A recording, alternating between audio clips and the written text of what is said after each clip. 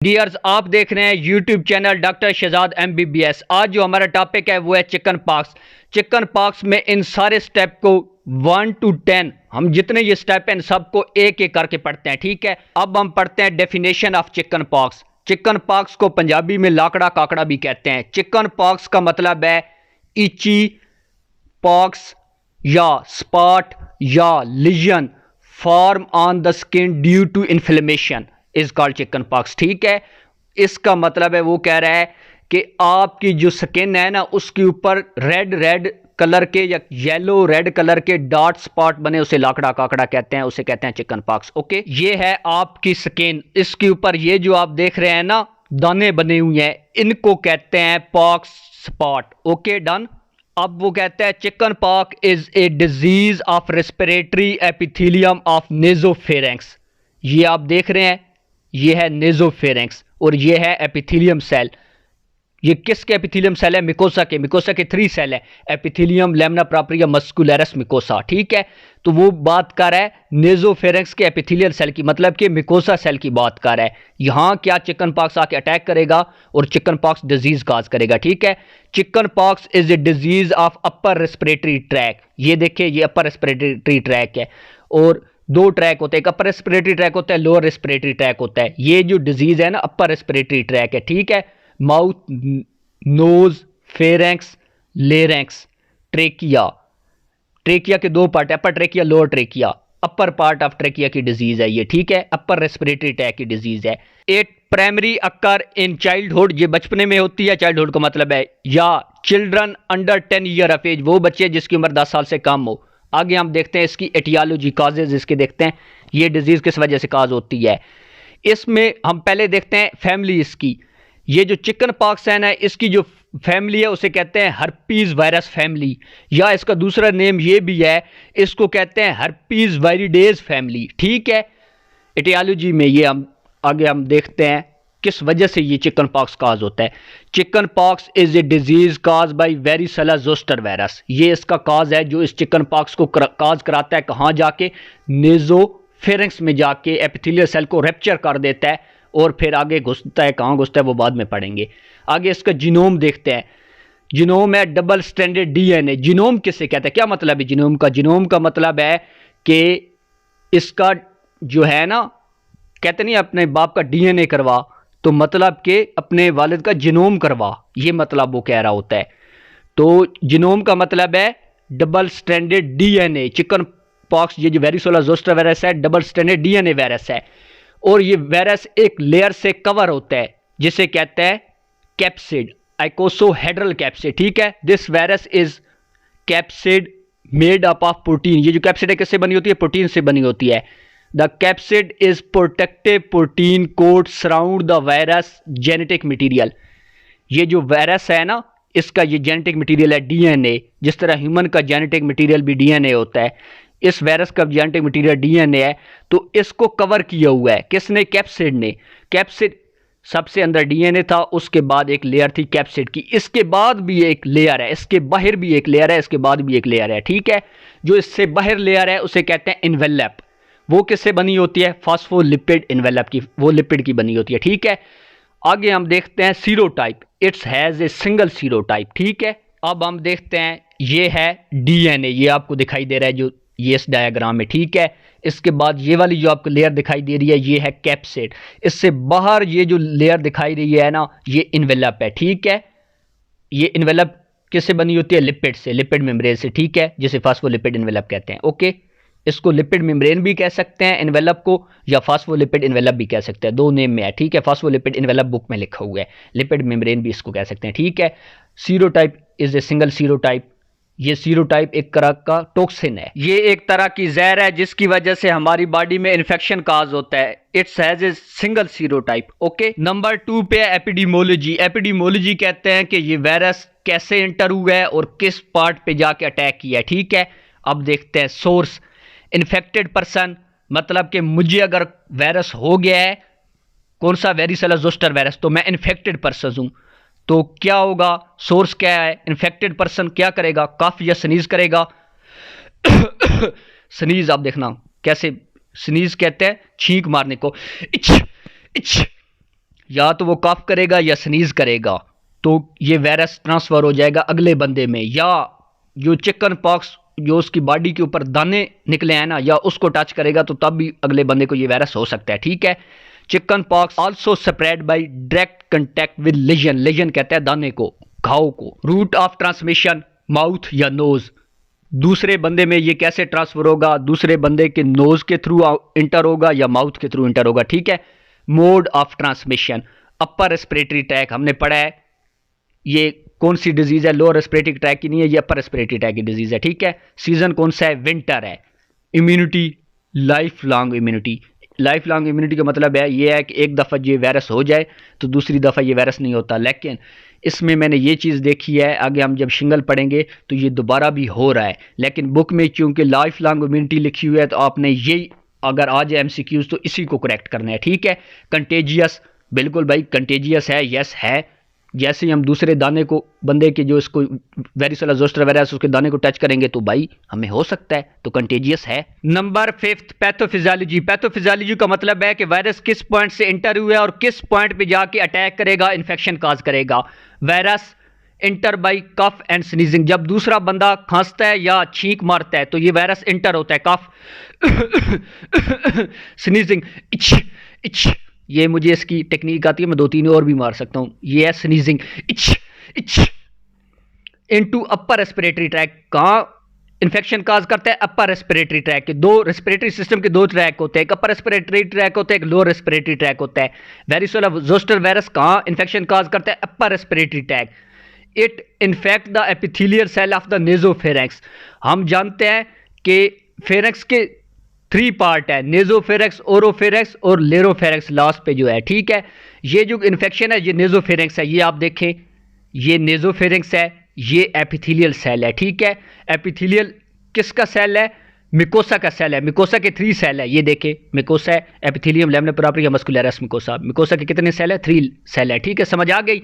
But eventually spread to numerous cell type, लेकिन ये जो वायरस है जैसे ही एपिथेलियल सेल पे जाके इन्फेक्शन काज करता है, वहां से ये दूसरे सेल को भी साथ अफेक्ट करना शुरू हो जाता है। ये सेल की झिल्ली के साथ फ्यूजन के जरिए तमाम सेल में दाखिल होता है और सेल के अंदर कैप्सिड को ट्रांसफर कर देता है। समझ आई।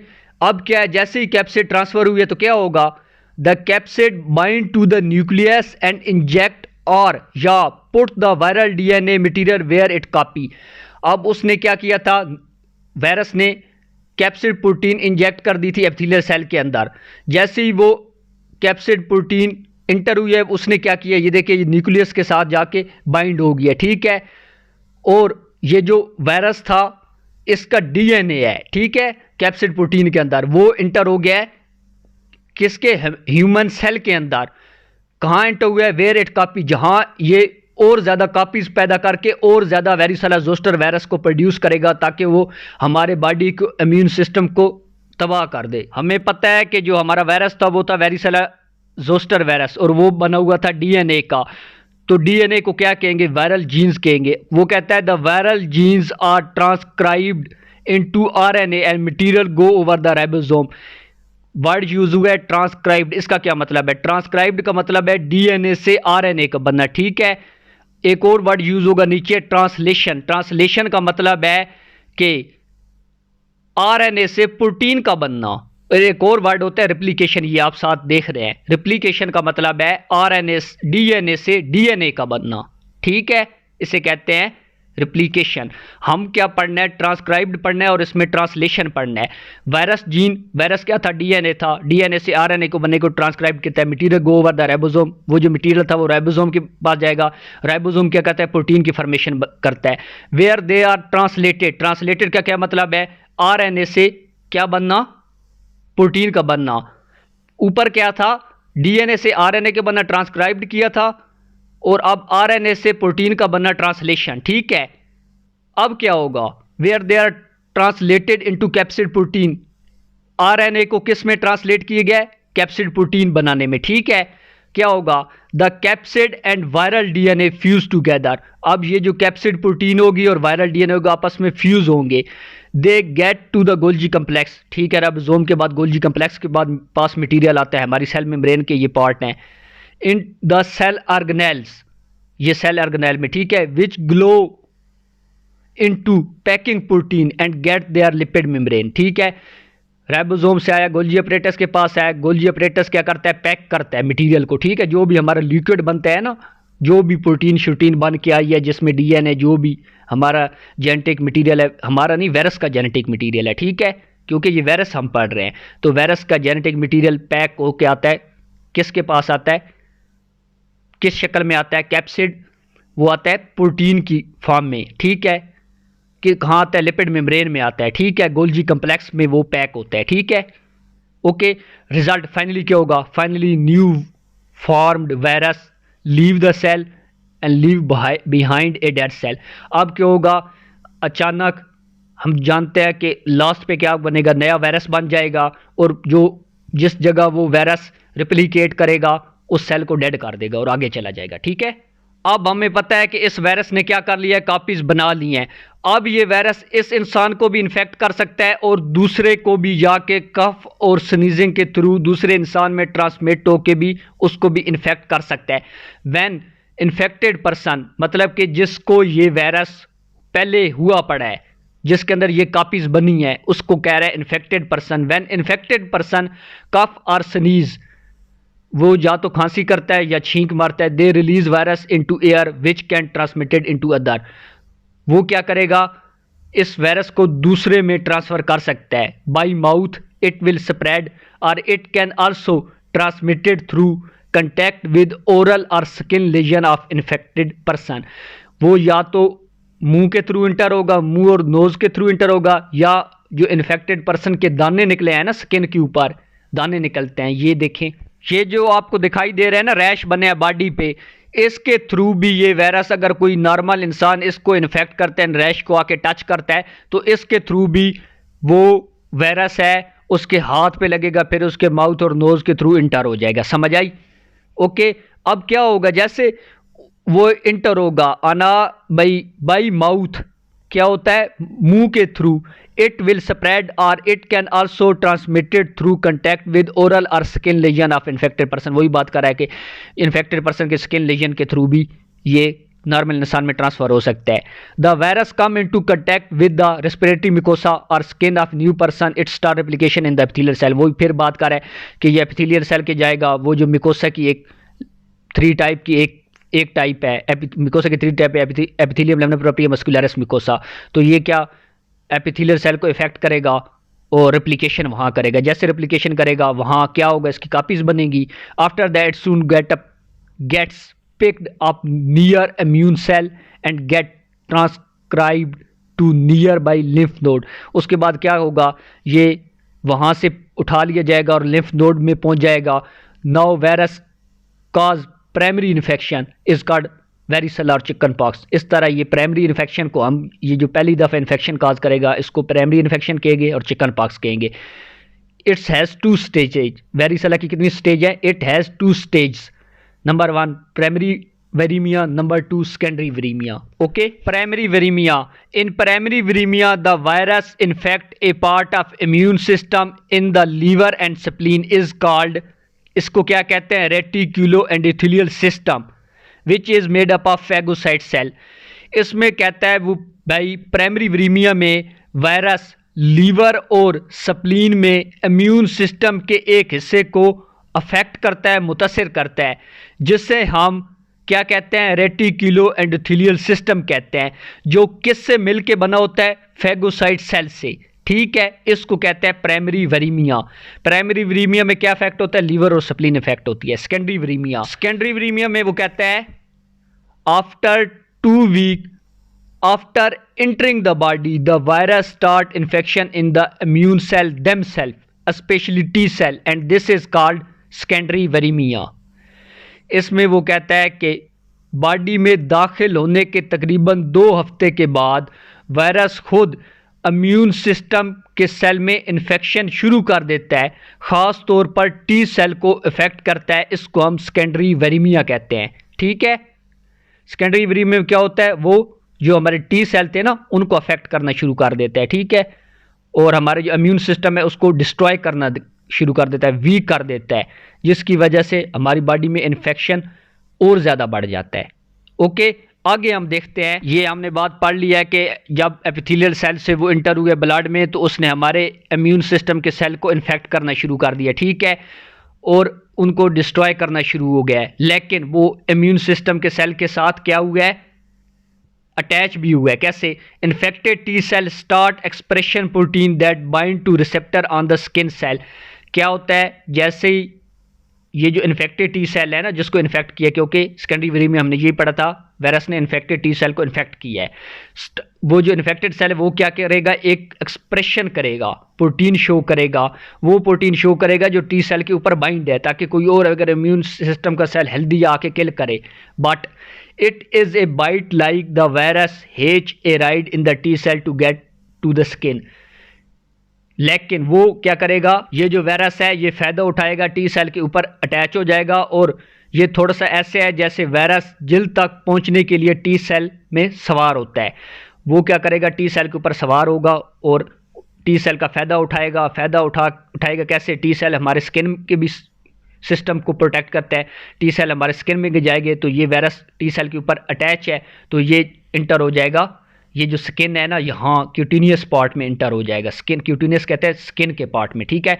Once T cell reach the skin they release the virus. जैसे ही टी सेल स्किन में पहुंचेगा वायरस वहाँ रिलीज हो जाएगा, विच स्टार्ट इन्फेक्टेड कैरेटिनोसाइट। हमें पता है कि हमारे स्किन में क्या होती है, कैरेटिनोसाइट होती है, ठीक है, उसको इन्फेक्ट करना शुरू कर देगा। द इन्फेक्टेड क्या होगा, उसे इन्फेक्टेड कर देगा। The infection spread through the skin going directly from cell to cell.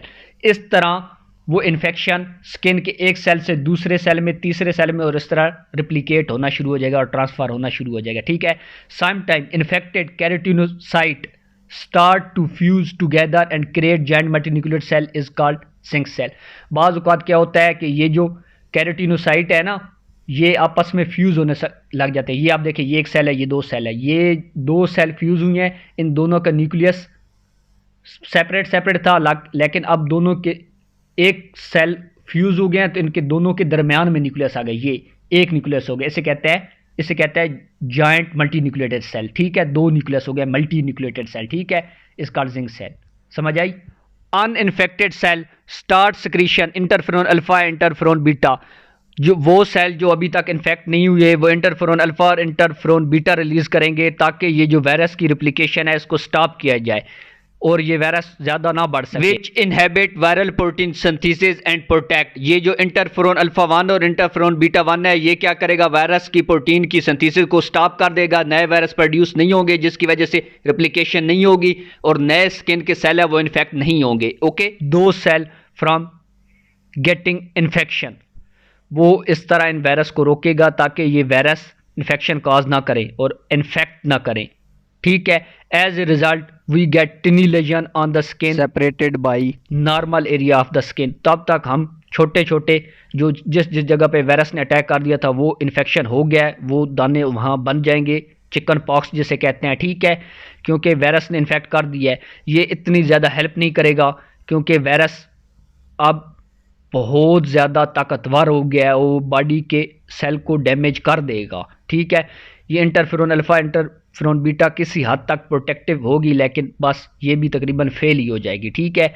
तो इसके नतीजे में स्किन के ऊपर लेजन बन जाएंगे, ठीक है। ये जो रेड चिकन पॉक्स हो जाएगा। ये जो आपको डार्ट दिखाई दे रहा है ना, ये चिकन पॉक्स है, ये सारे चिकन पॉक्स के डार्ट है। ओके, हम ये बात पढ़ चुके हैं कि वायरस स्किन के अंदर गया है, वहाँ इसने दाने पैदा किए हैं, ये जो हम पीछे हम देख चुके हैं, जिन्हें कहा था हमने वेसिकल, ठीक है, मिकोलोपेपुलरेशन को कहते हैं, ठीक है, ये इसने प्रोड्यूस किया है।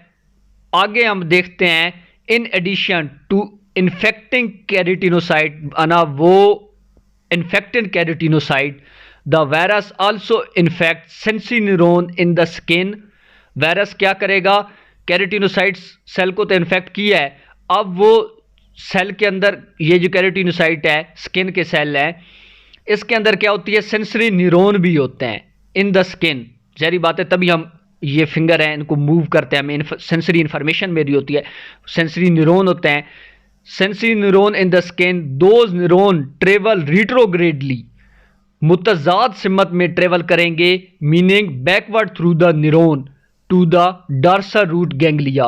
कहाँ ये मूव करेंगे? डॉर्सल रूट ऑफ गैंग्लिया में। अब ये डॉर्सल रूट ऑफ गैंग्लिया क्या है, इसको हम पढ़ते हैं। अब डॉर्सल रूट ऑफ गैंग्लिया को पढ़ने से पहले हमें पता होना चाहिए नर्वस सिस्टम क्या चीज़ है। थोड़ा सा इसको मैं एक्सप्लेन करता हूँ। नर्वस सिस्टम टू पार्ट पे कंसिस्ट है, central nervous system, peripheral nervous system. Central nervous system consist है ब्रेन, स्पाइनल कॉर्ड पे। पेरिफेरल नर्वस सिस्टम कंसिस्ट है नर्व पे, सेंसरी और मोटर भी हो सकती है, जो इन्फॉर्मेशन देती है स्किन, मसल और ऑर्गन को। ठीक है। Peripheral nerve is originate from brain और called cranial nerve. 5 cranial nerve is trigeminal nerve. It gives sensation in the face and ear. ये जो 5 cranial nerve है, ये हमारे माउथ है और ईयर है, इसको क्या देती है इन्फॉर्मेशन। जैसे हमारे स्किन के सेल डैमेज होंगे, ये इन्फॉर्मेशन भी डिस्टर्ब हो जाएगी। ओके। अब पढ़ते हैं peripheral nerve. The peripheral nerve originate from spinal cord. ये आप देखिए spinal cord is called spinal nerve. ये आपको दिखाई दे रहा है, ये है स्पाइनल कॉर्ड। ठीक है, ये है स्पाइनल नर्व। ठीक है। Spinal nerve has 2 root, dorsal root, ventral root. Dorsal root carry motor innervation spinal cord to muscle. ये जो डॉर्सल रूट है ना हमारा, ये है स्पाइनल कॉर्ड, यहाँ से इंफॉर्मेशन लेके जाएगी हमारे मसल में। ठीक है। और ventral root carry sensory information, touch, pain, temperature and pressure, travel from skin and other tissue to first order sensory neuron in the dorsal root of ganglia near the spinal cord. Then through the dorsal root it goes into the spinal cord where it go to the synapse and then reach into the second order neuron. इसमें वो क्या बात कर रहा है कि ये जो वेंट्रल रूट है ये हमारी सेंसरी इंफॉर्मेशन लेके आता है हमारे कहाँ से, स्किन से। मिसाल के तौर पे मैंने स्किन पे अगर मैंने किसी गर्म चीज़ को टच किया है तो सेंसरी इन्फॉर्मेशन जाएगी हमारे, कहाँ जाएगी? वो हीट थी, वो सेंसरी इन्फॉर्मेशन सबसे पहले जाएगी, कहाँ जाएगी? वो आ जाएगी वेंट्रल रूट में। वेंट्रल रूट से आगे वो कहाँ जाएगी? फर्स्ट ऑर्डर सेंसरी न्यूरॉन में। फर्स्ट ऑर्डर सेंसरी न्यूरॉन से आगे क्या पड़ा हुआ है? Dorsal root of ganglia. ठीक है। यहां आके हमारा जो वायरस है लेटेंट स्टेट में पड़ा रहता है और रेस्ट कंडीशन में हमेशा के लिए पड़ा रहता है। जब हमारा इम्यून सिस्टम वीक होता है तब ये रिएक्टिव होता है। उससे बाद ये यहां से इंफॉर्मेशन यहाँ आई, दोबारा वो इंफॉर्मेशन जाती है स्पाइनल कॉर्ड में। स्पाइनल कॉर्ड से फिर सेकेंड सेंसरी न्यूरॉन के थ्रू जाती है हमारे ब्रेन में। ठीक है। Okay, done. इसमें वो कहता है the virus infect sensory neuron and is carried by retrogradely axonal flow into the cell of the dorsal root ganglia where the virus become latent. वो बात करता है कि ये जो वायरस है ये सेंसरी न्यूरॉन को अफेक्ट करेगा और रिट्रोग्रेडली मतलब कि मुतजाद सिमत में चलता हुआ डॉर्सल रूट गैंग्लिया में आएगा और वहाँ लेटेंट स्टेट में पड़ा हुआ होगा। अगर later on if the immune system is weak due to aging और stress immunosuppression therapy the virus can be reactive. Number 1, अगर बढ़ती एज के साथ स्ट्रेस और अमीनो सप्रेशन की वजह से ये दोबारा रिएक्टिव हो सकता है या कोई ट्रॉमा हो जाए। ठीक है। ट्रॉमा कौन सा? कोई लोकल ट्रॉमा हो जाए। ठीक है। It can travel back up through the sensory nerve anterogradely to the skin and cause infection in the innervated dermatome that is called herpes zoster और शिंगल्स। ओके, इसको कहते हैं हर्पीज जोस्टर और shingles. Done. Number 5, clinically finding sign and symptom. ठीक है। अब हम पढ़ते हैं इंक्यूबेशन पीरियड। इंक्यूबेशन पीरियड उस दौरान ये को कहते हैं सिम्टम शो होने से पहले का जो टाइम होता है उसे इंक्यूबेशन पीरियड कहते हैं। इंक्यूबेशन पीरियड है 14 to 21 डे। ठीक है। पहले इसमें हम देखते हैं फीवर 102 फ़ारेनहाइट होता है, फिर हेडेक होता है, फिर सोर थ्रॉट होता है। जरी बात है इसने नेजोफेरेक्स को इन्फेक्ट किया था, सोर थ्रॉट तो होगा, मिलेज होती है, फिर बेचैनी होती है। ठीक है। अब हम पढ़ते हैं रैश। जो मेन सिम्टम है ना चिकन पॉक्स में वो है रैशेज, ये जो दाने उभरते हैं इससे हम पता करते हैं। ठीक है। सबसे पहले क्या होगा? मैक्यूल होगा, देन पेप्यूल होगा, देन वेसिकल होगा और पेस्ट्यूल्स में कन्वर्ट होगा और then finally crust and loss पे स्कैब फॉर्म बनता है एक झिल्ली और फिर रिकवरी की हो जाती है। ठीक है। At first rash began as red. सबसे पहले जो हमारी बॉडी के ऊपर ये जो आप दाना देख रहे हैं ना ये रेड कलर का है। ठीक है। इसको कहेंगे मैक्यूल। बाद में in few hours dark pink, ये डार्क पिंक हो जाता है जिसको हम कहते हैं पेप्यूल्स, विच सून टर्न इनटू, जल्दी वो कन्वर्ट हो जाता है वेसिकल में जिसमें फ्लूइड होता है, and within 24 hours into pustule, ये पास्ट्यूल में कन्वर्ट होता है। The vesicle are elliptical or oval, इसकी कैसी शेप होती है? इस वेसिकल की अंडे की तरह की शेप होती है। With axes parallel to ribs, ये जो रिब्स के पैरेलल होता है। ठीक है। ये आप चेक कर लीजिए। Okay. Pustule rupture and dry to form scab. ये जो पास्ट्यूल है इसने ये जो रैप्चर हुआ है, ये आप देखिए ये पास्ट्यूल है रैप्चर हुआ है और इसने क्या बनाया है, स्कैब बनाया है, ठीक है, क्रस्ट और देन स्कैब बनाया है, ठीक है, विद इन 24 आवर्स। ओके, एक दफा हम इसको दोबारा रिपीट करते हैं दूसरे वे में, एक और तर्ज से, ठीक है। ये तो एक ये वे था, अब एक दूसरे वे से हम इसको देखते हैं। वो क्या कहता है, स्किन लीजन अपीयरेंस होना शुरू हो गया है। फर्स्ट मैक्यूल है, मैक्यूल कैसा होगा, फ्लैट रेड इची स्पॉट भी मैक्यूल हो सकता है, ठीक है। जैसे ही टाइम गुजरेगा वो एलिवेट होगा और डेवलप हो जाएगा इनटू पेप्यूल। फिर इसमें क्या होगा, फ्लूइड फिल्ड होगा, स्मॉल फ्लूइड फिल्ड होगा जिसे हम कहेंगे vesicle. Within 1 to 2 day vesicle begin to crust over, vesicle के ऊपर एक छिलका बनेगा और इसको हम स्कैब कहेंगे। After 5 day scab fall off, scab ये जो स्कैब्स है गुम हो जाएगा, ठीक है। Usually without leaving a scar, new groups of lesion are continuous forming in different place on the body over 3 to 5 day. यो कहता है जैसे स्कार खत्म होगा तो स्किन के ऊपर थोड़े से लेजन कुछ और भी हमें दिखाई देंगे बॉडी की दूसरी साइड्स पे। ये जो हमारे बॉडी के ऊपर दाने बने हैं ना, ये वाले आप पिक देख रहे हैं, इसको कहता है चिकन पॉक्स, ठीक है। ये लास्ट पे स्कैब फॉर्म में होते हैं और फिर बाद में डिसअपीयर हो जाता है। स्कैब लास्ट जो स्टेज होती है इसकी स्कैब स्टेज होती है, इसके बाद इन्होंने डिसअपीयर होना होता है, ठीक है। So it is possible to see lesion in different phase at the same time. वो कहता है भाई इस तरह हम दूसरी जगह पे भी ये स्कैब देख सकते हैं। ओके, हम जानते हैं कि इसने हमारे नेजोफेरेंक्स को अफेक्ट किया था, तो ये माउथ के अंदर भी कुछ ना कुछ तो करेगा।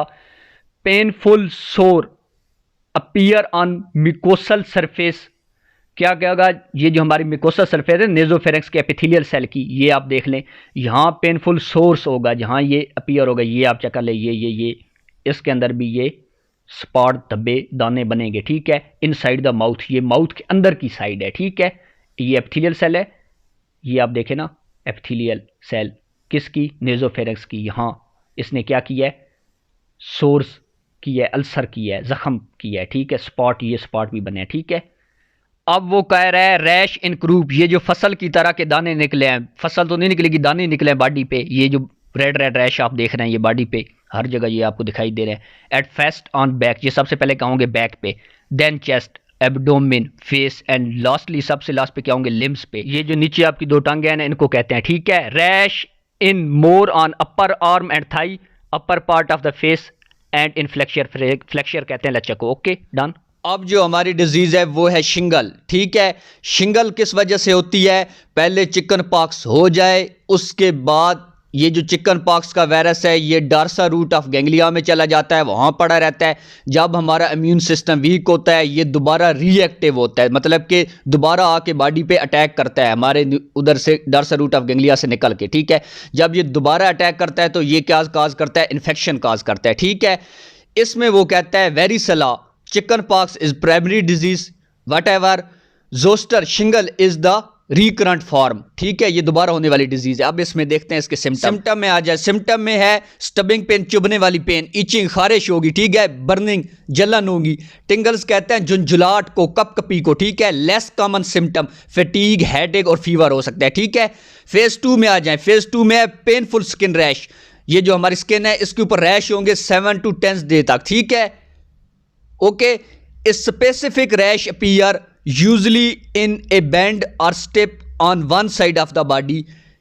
इसमें वो बात करता है कि इसमें चिकन पॉक्स की तरह पूरी बॉडी पे रैश अपीयर नहीं होंगे, एक साइड पे रैश अपीयर होंगे। ये आप देखें, ये एक साइड पे, ठीक है, बॉडी के रैश है, इस तरह का रैश अपीयर होंगे, मेकोला पेपोला और ये चिकन पॉक्स की तरह के रैश नहीं होंगे, ठीक है।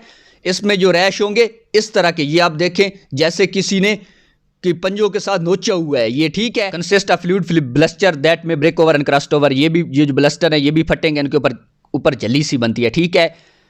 But if pain in infected dermatome which last for more than 90 day is called post herpetic neuralgia या post herpetic neuralgia. Post herpetic neuralgia पढ़ना बेहतर है, ठीक है। इसमें वो क्या कहता है, अगर आपके स्किन में पेन हो तो उस पेन में जो शिंगल डिजीज की वजह से हो उसको हम कहते हैं post herpetic neuralgia. Phase 3 rash healing, ये जो रैश हैं ये हीलिंग की तरफ जाएंगे 2 to 4 वीक के अंदर। पेन हो सकता है कि रहे, पेन में persist. Okay done. Number 6 complication. Complication में आता है direct viral effect. Direct viral effect में आता है जो कॉम्प्लिकेशन है वो निमोनिया हो सकता है, यूजुअली अडल्ट और इम्यूनोसप्रेसेंट। नंबर 2 पे मायोकार्डाइटिस हो सकता है, यूजुअली अडल्ट और इम्यूनोसप्रेसेंट।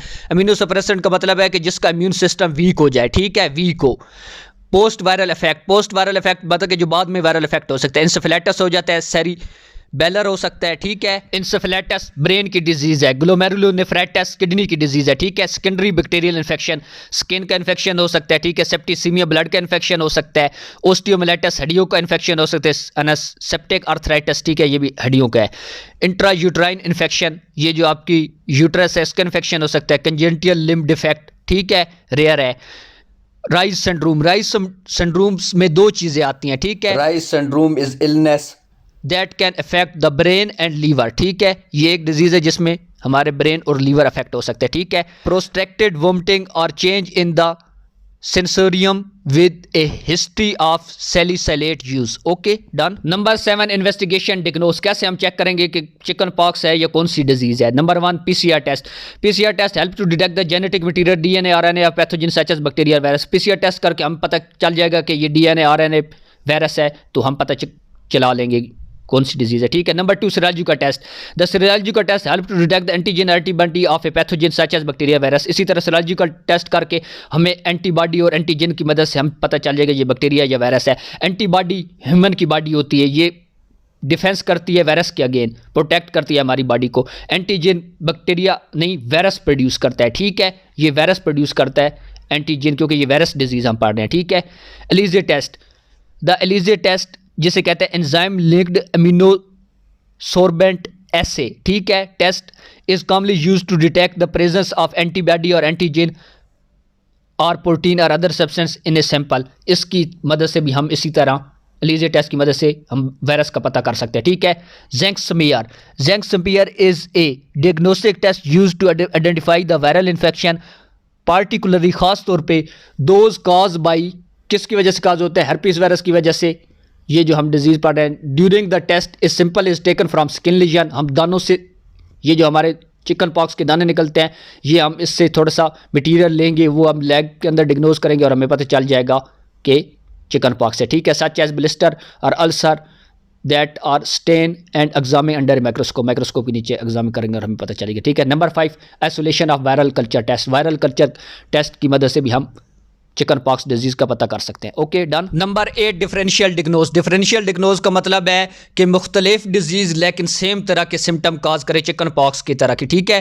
कोक्स की virus infection, there are few lesions and there is no crusting. Lesion होंगे लेकिन क्रस्ट ऊपर वाली झिल्ली नहीं बनेगी, ठीक है। इम्पिटिगो, देयर आर फ्यूअर लेजन, पेरीओरल मुंह के अंदर भी हो सकती हैं, और पेरिफेरल लेजन स्किन के ऊपर इसकी दिया है। नो क्लासिकल वेसिकल्स, कोई क्लासिकल वेसिकल नहीं होंगे। Lesion response to anti microbial agent, ये किसी एंटी माइक्रोबियल एजेंट की वजह से रिस्पॉन्स में होंगे, ठीक है। Papular urticaria, there is a history of insect bite and rash is non vesicular. ये भी, इसमें भी रैश बनेंगे पेपुलर आर्टिकेरिया की वजह से, लेकिन ये किसी इंसेक्ट के बाइट करने की वजह से हो सकती है, ठीक है।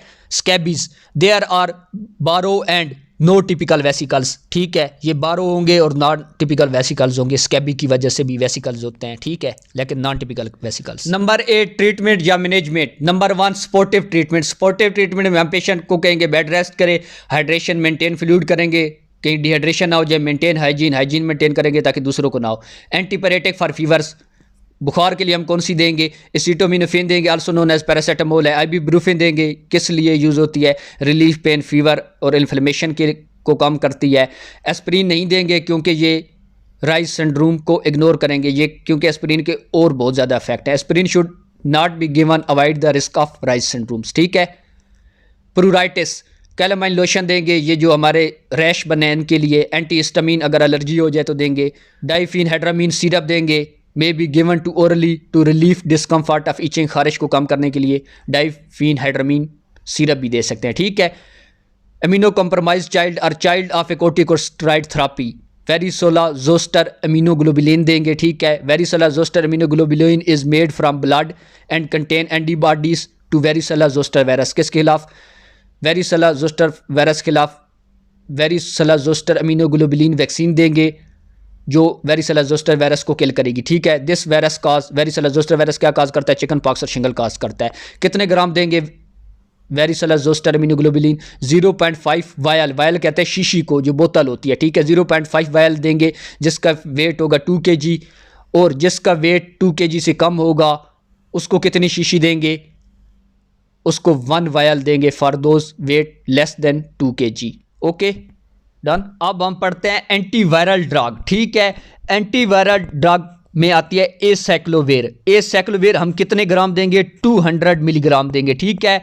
ओरल थेरापी विद एसाइक्लोविर, ठीक है। या तो हम एसाइक्लोविर 200 देंगे, या अगर हम ओरल थेरापी एक और, मतलब कि जो हम टेबलेट फॉर्म में लेंगे, एसाइक्लोविर 20 मिलीग्राम पर केजी पर डोज हम देंगे बॉडी वेट के लिहाज से, या हम डायरेक्ट 800 mg पर डोज के हिसाब से हम दे सकते हैं, मतलब कि 800 mg तक हम दिन में एक दफ़ा दे सकते हैं। या तो 20 mg के वेट के लिहाज से, ये 20 mg वेट के लिहाज से बताया गया, ठीक है। 800 mg टोटी बताया गया कि इतनी देनी है। मिसाल के तौर पे आपने कर देनी है एक 250 की, 250 की, और इस तरह करके आपने 800 तक डोज पूरी करनी है, ठीक है। कितनी देनी है हमने? 4 डोज फॉर 5 डे, ये 4 डोज देनी है। कितने दिन के लिए? 5 दिन के लिए, ठीक है। आगे हम देखते हैं intravenous acyclovir. Intravenous acyclovir therapy 500 mg every 8 hours initiated with 74 hours of development initial symptom. जैसे इनिशियल सिम्टम डेवलप हुए 74 आवर्स हो जाएं, विद इन 74 आवर्स से पहले भी दे सकते हैं, ठीक है। Intravenous acyclovir 500 milligram every 8 hours initiated शुरू करें, विद इन 74 72 घंटे के अंदर अंदर ये मेडिसिन देना शुरू कर दें। Treatment is continues for 7 to 10 days. Treatment 7 से 10 दिन तक कंटिन्यूस करें, और until no new viral lesion have been appear for 40 hours, और तब तक देते रहें तब जब तक कोई न्यू वायरल लीजन अपीयर ना हो, ठीक है। मतलब कि वायरस का वजह से जो चिकन पॉक्स के स्पॉट बने थे वो ख़त्म हो जाए तब तक देते रहें। Okay, done. Number 10 prevention. Prevention में हम देखेंगे कि हम ऐसी कौन सी चीज़ यूज़ करें कि हम चिकन पॉक्स डिजीज़ से बच सकते हैं, जो कि वेरिसेला जोस्टर वायरस की वजह से काज होती है, ठीक है। नंबर 1, हम इस पाथ को 1 by 1 स्टडी करते हैं, ठीक है। Disease can be prevented by varicella vaccine. कौन सी वैक्सीन है? वेरिसेला वैक्सीन है, ठीक है। There are 3 vaccine against varicella zoster virus. 3 vaccine है जो वेरिसेला जोस्टर वायरस के खिलाफ यूज़ होती है ताकि हम इस डिजीज़ से बच सके, जो कि है chicken pox. Number 1 design to prevent varicella. जो डिजीज़ हमें वेरिसेला से बचाती है उस वैक्सीन को हम कहते हैं वेरीवैक्स। ये तो नंबर 1 वैक्सीन है। नंबर 2 और नंबर 3 पे जो वैक्सीन है जो हमें जोस्टर वायरस से बचाती है वो है जोस्टावैक्स एंड शिंग्रिंग्स। ओके, आगे हम देखते हैं the 4 vaccine related to varicella zoster virus. ऊपर हमने 3 पढ़ी है, नीचे 4 है।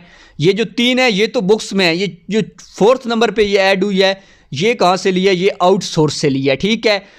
The 4 vaccine related to varicella zoster virus. Number 1 है वेरीवैक्स, ये एक नई वैक्सीन ऐड है। प्रोक्वाड, शिंग्रिंग्स और जोस्टावैक्स, ये तीनों तो हमने पढ़ी है, सिर्फ ये हमने नहीं पढ़ी थी प्रोक्वाड, ये नई ऐड की है, ठीक है।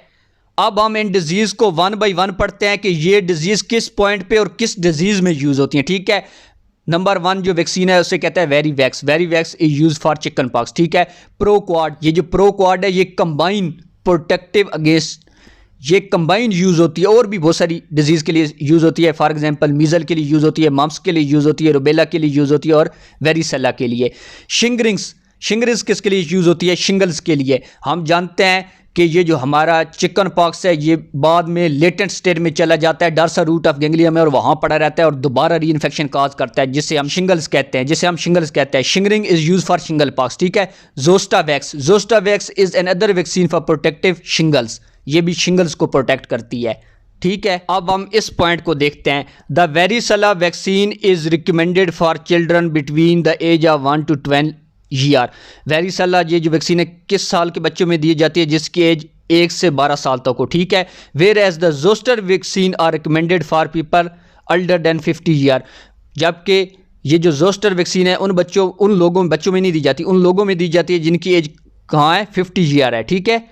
older than 50 year. Okay, because varicella and zoster vaccine contain the live virus. इसमें live virus present होता है जो किसको, varicella zoster virus को किल करता है. They should not be given to immunocompromised people with और या प्रेग्नेंट वोमेन. ये उन लोगों में नहीं दी जा सकती जिनका इम्यून सिस्टम वीक हो. अगर उनका इम्यून सिस्टम वीक वाले में हम दें तो ये और ज़्यादा उनका इम्यून सिस्टम वीक करके और सीवियर डिजीज़ काज कर देगा. ठीक है, और चांसेस बढ़ा देगा चिकन पॉक्स के काजेज़ के. ठीक है, और प्रेग्नेंट वोमेन में नहीं देंगे क्योंकि ये एक तो बच्चे को अफेक्ट करेगी और हो सकता है ये एडवर्स अफेक्ट काज कर दे और चिकन पॉक्स प्रोड्यूस कर दे. ठीक है, उसकी और स्ट्रेंथ बढ़ा दे. The zoster vaccine are effective in preventing the symptom of zoster. Zoster vaccine किसके सिम्टम को प्रिवेंट करती है, जोस्टर के, but do not eradicate the latent state of varicella zoster virus. ये जोस्टर वायरस को तो प्रोटेक्ट करती है जोस्टर वैक्सीन, लेकिन लेटेंट स्टेट को ये जो वेरिसेला जोस्टर वायरस है ये जो डस रूट ऑफ गैंग्लिया में जाके बैठ जाता है और दोबारा री इन्फेक्शन काज करता है, ये दोबारा री इन्फेक्शन को नहीं स्टॉप कर सकेगी. ठीक है, ये जो जोस्टर वैक्सीन है. Shingrix is a recommended vaccine containing varicella zoster virus जो इन्वेलप होता है ग्लाइकोप्रोटीन में एज द इम्यूनोजेन, जैसे हमारे इम्यूनोजेन. ठीक है, ओके, डन. अगर वीडियो पसंद आई हो तो लाइक, सब्सक्राइब और शेयर कर दे. Thank you so much.